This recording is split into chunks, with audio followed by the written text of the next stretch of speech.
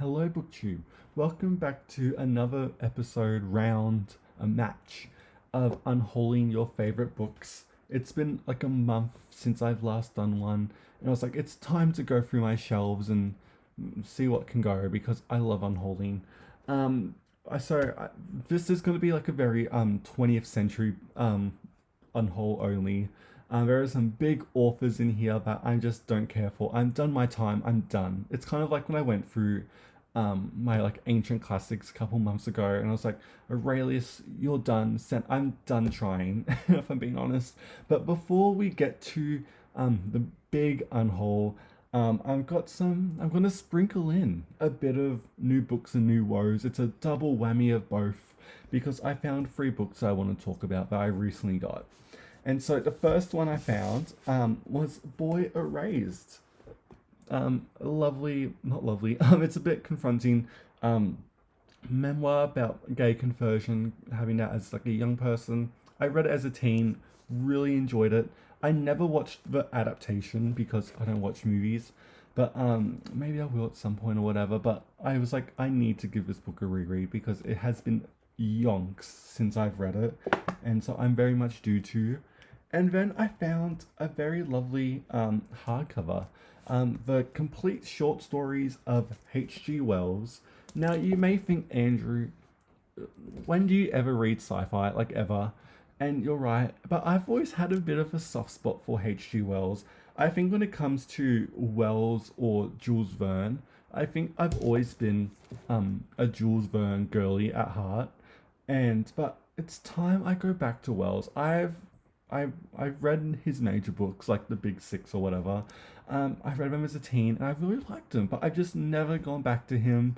And I thought, why not pick up his short stories and give them a try as well? Because a couple weeks ago, I thought, oh, I'll pick up Wells and give him a try again, but it just didn't happen. So I'm hoping this will motivate me to get back into Wells because I think I like Wells. That's really it. I don't have any hot takes about Wells. I think he was really good. And that's got 63 short stories in it. And then the last book I have is another hardcover, The Bush by Don Watson. This is Australian travel writing. Don Watson, not John Watson. Watson is a journalist here in Australia. He done a very famous book about Paul Keating, Recollections of a Bleeding Heart, which I have as well. And this is, again, just travel writing, reflections on the land that he's traveling on. That's literally all I know about it. I've heard some good things about it, but we'll see how we go with it. And I love travel writing in Australia, so I was a bit of a sucker for that. So that's like just some free books I got recently that I want to talk about. Now, let's get to unhauling your favorite books because a lot of these authors, the main authors here, are some people's favorite authors, but I've done my time. So the first author I'm unhauling today is Samuel Beckett. This is a complete play works or whatever.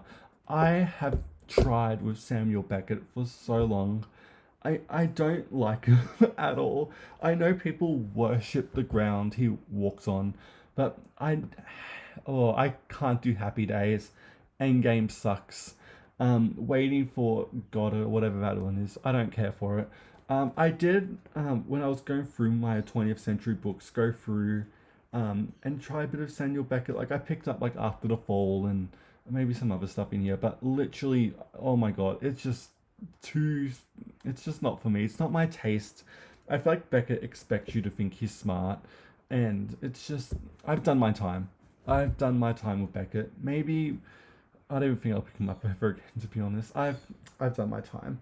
And next, we have Revolutionary Road by Richard Yates. Again, I've read this as a teen. I thought it was fine. I don't know why I still have it. I always kept it because I thought I was going to do a reread of it, but it's just never happened. It's been like, what, 5, 6 years? Oh, I actually feel old since I've read it, and it can go. And no, I haven't seen the Leonardo movie because I don't watch movies. Then let's get to who are we going to do next? We'll do this one here. I'm going to get rid of my Borgias. I have Labyrinths here, Fictitious Fictions, and The Elf. I tried certain 2 years ago-ish to get into Borgias, And he's kind of like, if I had to summarize my feelings about Borges, he kind of really reminds me of Gabriel Garcia Marquez in terms of that modernist, not experimental, but I can't put my name on it, like that postmodern. It's not postmodern. I can't remember a term for it, but I just don't care about Borges. I'm not the biggest fan of his writing.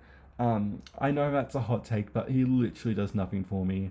And I've tried and tried. I've tabbed up some of them, and literally, I can't even think of one. Like, if you asked me, Andrew, what's your favorite Borges short story, I literally just would go silent because I don't have one. Even his poetry, I've tried, does nothing for me. And so it's about time someone else can have Borges. Someone else will love this and pick it up, but it's better they have it than it just sits on my shelf, and whenever I look at it, I judge it harshly. And so that's what I'm getting rid of. And then the last author, this is a bit of a revelation for me, and that's James Baldwin. I I loved James Baldwin growing up, but I was like, I'm gonna pick up Giovanni's Room a couple days ago because why not?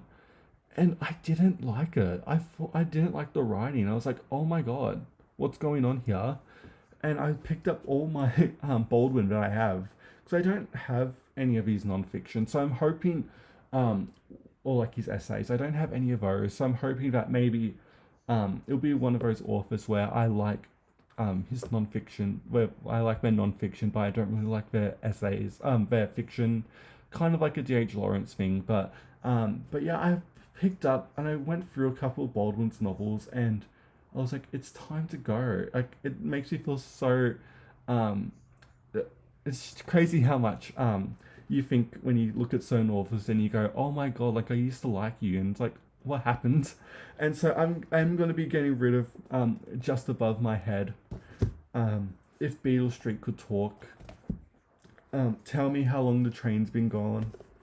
Another country, and Giovanni's Room can go as well because I've done my time, and I don't think Baldwin is bad, but I do find his writing just to be so overstuffed and again just that bit pretentious. I know, but I'm never gonna really pick up Baldwin again unless I do like a non-fiction or that biography that came out about him last year. I'll definitely pick that up because he's one of those ones I just find more interesting as a person than his actual writing. But yeah, I'm ready to let go of Baldwin. It's time I go. It's time he goes, and maybe like it's not going to be like I never see Baldwin again. Like, he's everywhere. But yeah, that is just a catch up on some books I've got and what I'm unhauling. Let me know what you think about the books I've showed off in this video. If you have any authors that you used to love and then you came back to them a couple of years later and you're like, wow, what happened here? Let me know in the comments because I'm kind of going through that with Baldwin right now. But yeah, thank you so much for watching BookTube, and I will see you next time.